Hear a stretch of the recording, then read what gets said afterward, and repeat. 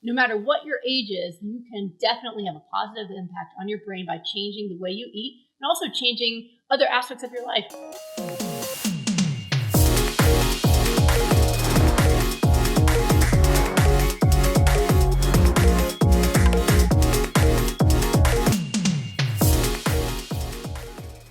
Yeah, absolutely. It's so good to meet you.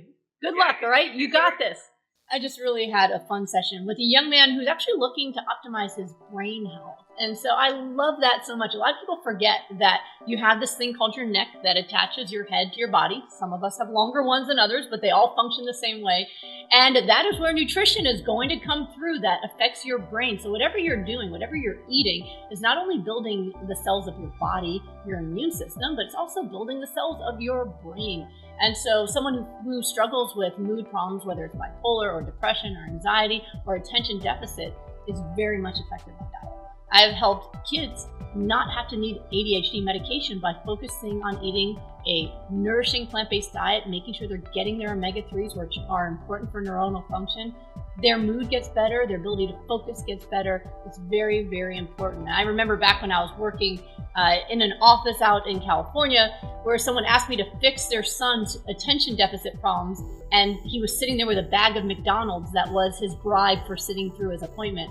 And so we had to talk about that, Mom, Dad, if we're going to fix what's happening here, we got to fix what he's eating, which means the whole family has to fix it. But no matter what your age is, you can definitely have a positive impact on your brain by changing the way you eat and also changing other aspects of your life. Exercise is really good for your health. In fact, it's been proven to be the best antidepressant on the planet and the most underutilized. People don't want to use it, but man, does it work for your endorphins and your mood.